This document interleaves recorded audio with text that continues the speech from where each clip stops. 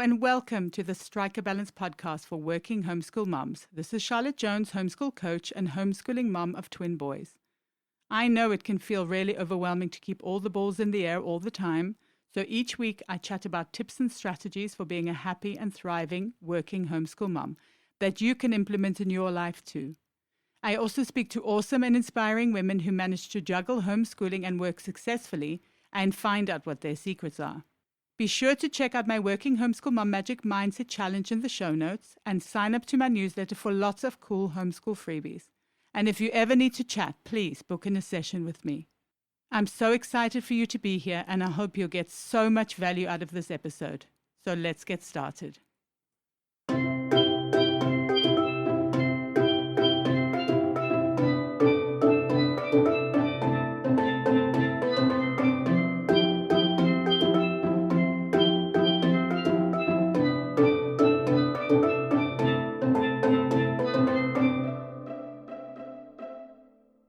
All right, so today I'm going to be talking to Vida Mercer from Mercer Homeschooling. Welcome to the podcast, Vida. I'm so excited to have you here.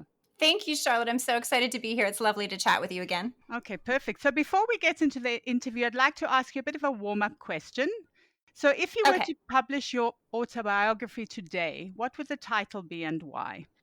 Oh my goodness. So I'm actually, one of the books I'm reading right now is about how to write memoir. So I hope this actually comes true one day. But let's see. One of the ones on my running list would be, I think, this above all, the beginning of the quote from Hamlet, this above all, to thine own self be true. Because I just think it's the most concise life advice ever. And I feel that like that's what my life is. It's just this running effort to be true to myself and all the successes and failures along the way. That's a fantastic one.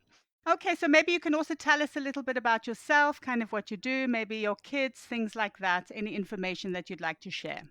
Sure. Well, we're second generation homeschoolers. I was homeschooled way back in the day before it was practically unheard of. And currently I'm a curriculum and content writer and a homeschool consultant, mostly for businesses. I do consult with some families, but mostly for businesses. And I'm also newly a writing instructor for the Brave Writer curriculum. My husband and I, we have two incredible, fierce daughters, ages 10 and 7. And then as far as like what else about me and hobbies, I like to read. Like I just mentioned, I read about writing and history and things like that. My husband and I like to go horseback riding whenever we can. And that's about it about me. Okay. I assume you've homeschooled your children from the very beginning. Is that right? Yes. Okay. Yes, correct. We always knew that's what we wanted to do. Okay, so obviously you were homeschooled. I assumed you had a really good experience, but are there any other reasons why you chose to homeschool? Well, I did. I had a really, really good experience. And my husband went more a traditional route with public school and private school. And he lived on different sides of the country. So he had lots of different experiences of all types in a more traditional setting and wasn't happy with that and just felt like his needs weren't met as well as they could have been. And so the combination of those two experiences, and we wanted to have our family together. We wanted to spend more time with our girls, and we wanted to give them educations that were really tailored to them. And so all of that led us to just know that we wanted to homeschool from the start. And what about being a working homeschool mom specifically? Sure. So previously, I was homeschooled all the way through to college. After college, I went into the legal field and I was a litigation paralegal. And then I quit that to be home. I was able to sort of segue that into being a transcriptionist from home when my oldest daughter was about 1. So I did that for a while, just sort of to contribute to, our family financially, and then started writing about homeschooling on the side and was able to make that transition in my career from doing transcription to then it being all about homeschooling and writing. Since our 10-year-old was about 1 is how long I've been working from home.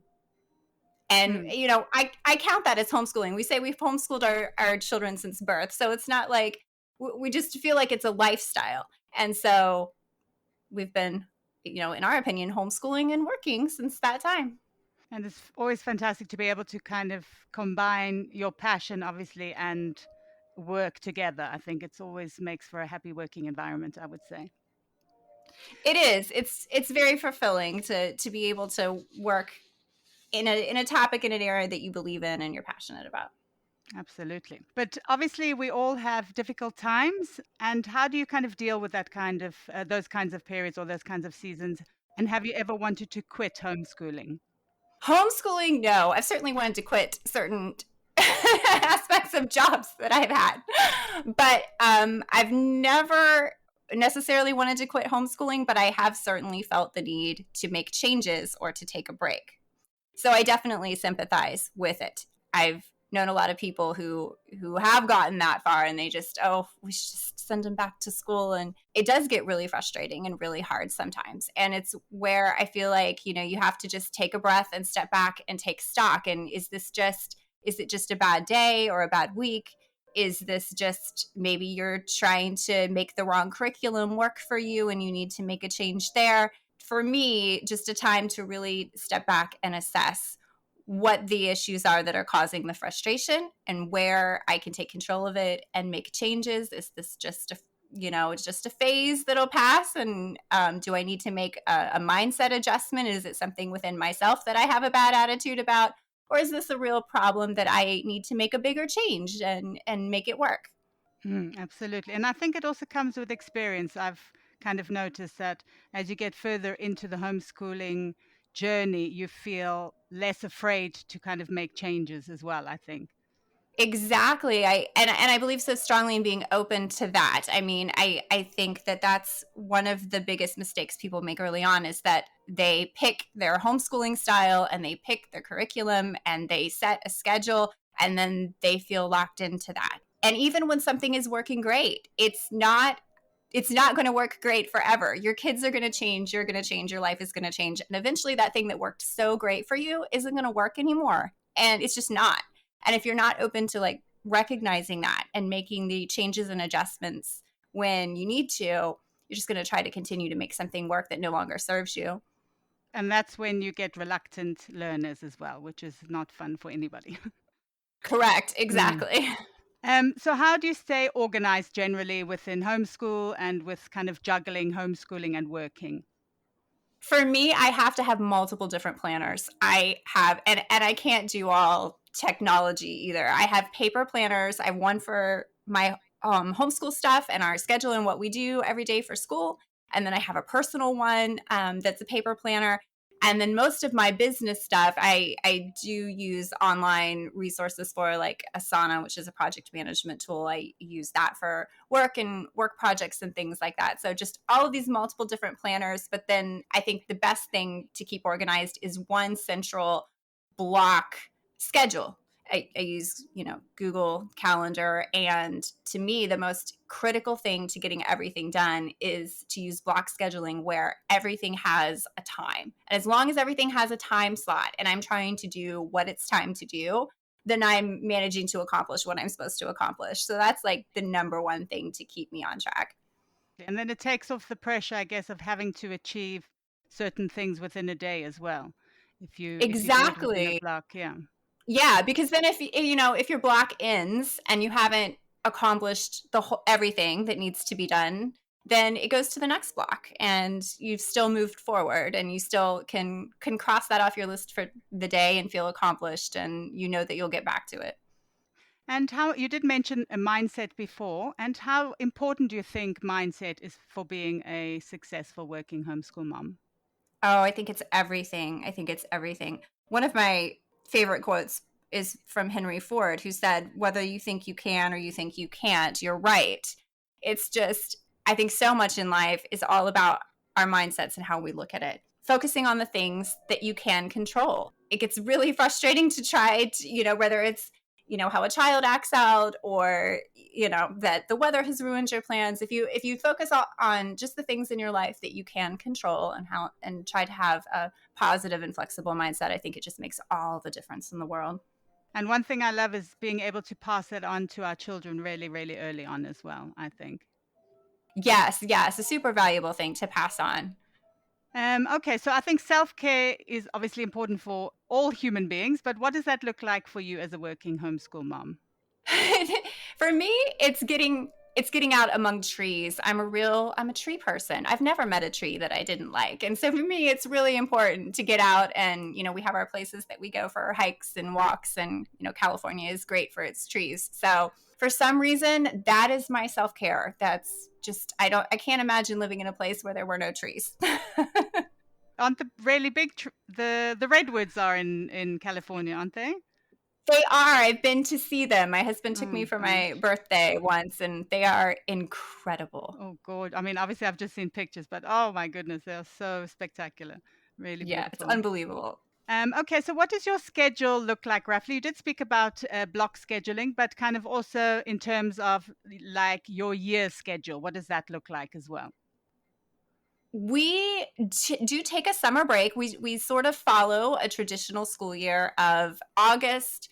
When I was a kid, we started school in September, but here nowadays they start in August, and so we kind of do the same thing. We start in August, and we do usually take a pretty extensive Christmas break, winter break, and then there's usually like a week in the fall and a week in the spring that we sort of take off to try to have a little breather in there.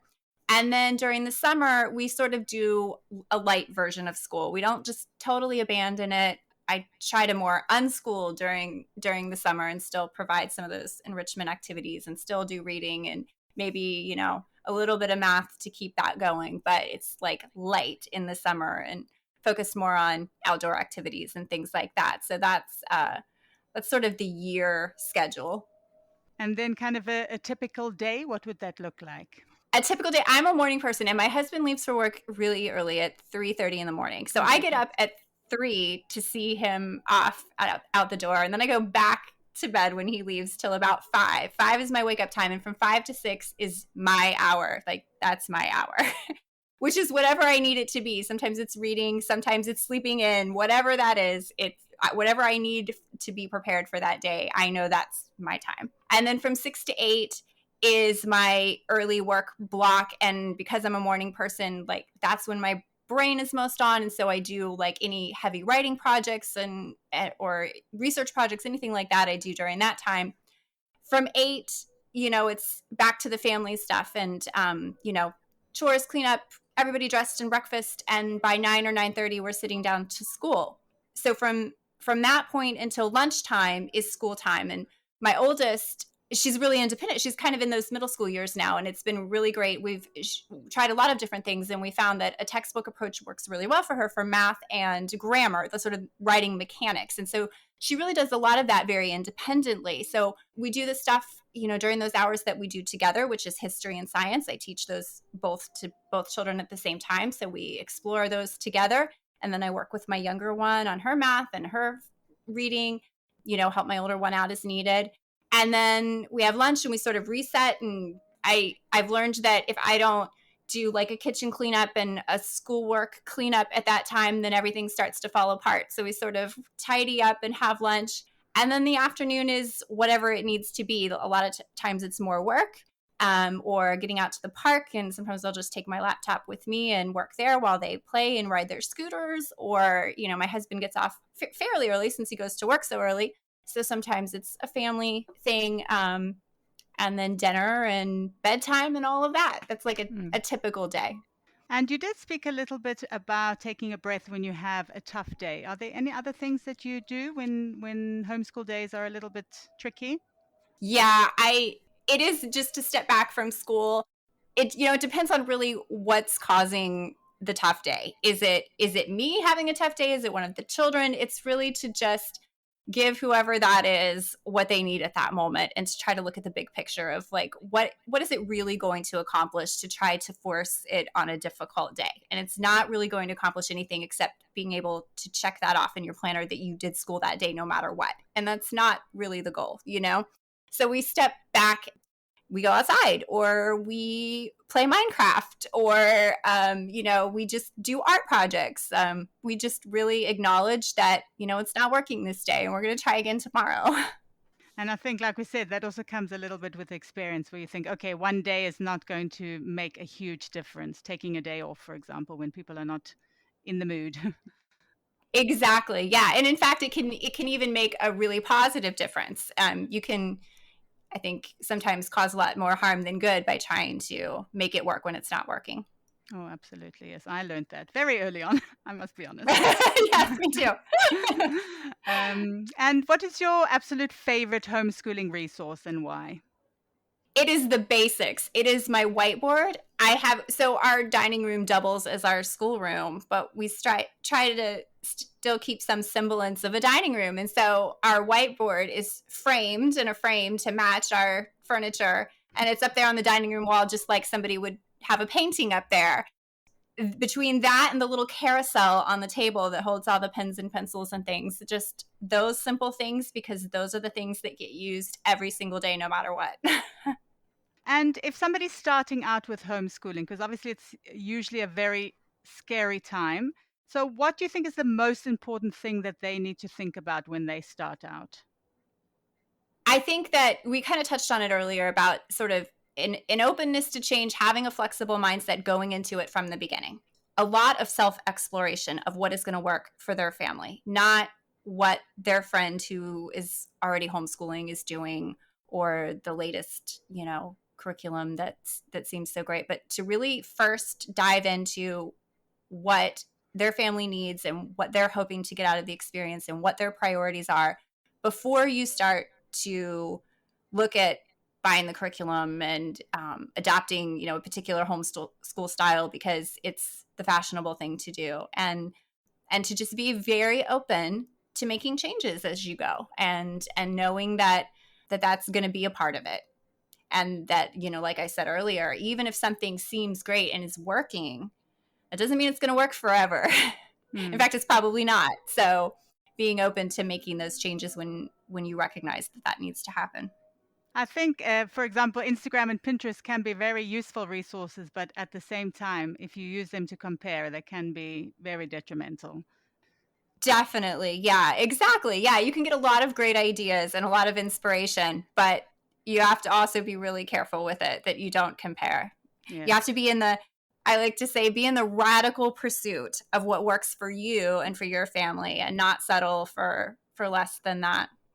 Sure. Oh, I love that. Yes. Radical pursuit. Yes, that's fantastic. In terms of being a happy and thriving working homeschool mom specifically, what would be your number one piece of advice? My number one piece of advice, so you can tell I collect quotes too. That's another hobby of mine. I love Betty Friedan's quote that you can have it all, just not all at the same time. And I think that prioritizing is so important. You really can do it all. You just can't do it all at the same time. You have to, not everything can be equally important, because then you really honestly have no priorities. Everything is a priority. And that doesn't work. You have to sort of ruthlessly look at what you're allowing into your schedule and say, what is really adding value to my family and our lives? Do we really need all these extracurricular activities or these, social engagements, whether it's for the kids or for the parents, and say, let's just cut this down to the basics and the real priorities, and let's devote ourselves wholeheartedly to those things. And for me, that's the secret to thriving and happiness, is just to keep it simple and to not be trying to do all the things all the time. And you can switch that up. You can have a period of time where your focus is one thing, and then you can shift it to something else. It doesn't mean that those things just completely get dropped or go to the wayside. It just means that you have to pick carefully, or else you're just going to burn yourself out. Really good piece of advice. And finally, are you working on anything at the moment that you would like to share? And where can people find you online? Sure. I'm working on a project called Essential Homeschooling, which is sort of has to do with what I just spoke about, of learning how to prioritize what's essential to you in homeschooling and focusing on that to the exclusion of all the other things, all the noise, all the things that seem important but really aren't and are pulling your attention away, and how to sort of craft your homeschooling style around the essential. So I'm working on a series of resources and mini podcasts along that theme. How to find, real meaning and purpose out of pursuing the things that are of the highest value to you in your homeschool. Online, I can be found at mercerhomeschooling.com, and also Mercer Homeschooling on Facebook and Instagram. or on Twitter, I mostly use the handle at Vida_rights on Twitter. Okay, perfect. And I will obviously link all those in the show notes. Okay, thank you so much for all this wonderful advice. I think people are going to find a lot of value out of this. So thank you so much for your time. Thank you, Charlotte. I really hope you enjoyed the episode today. Drop me a DM on Instagram or post on the Working Homeschool Moms support group over on Facebook. And let me know what resonated the most with you. It would also be great if you could rate, review, and subscribe, or share the podcast with a working homeschool mom who might need it. Until next time, take care.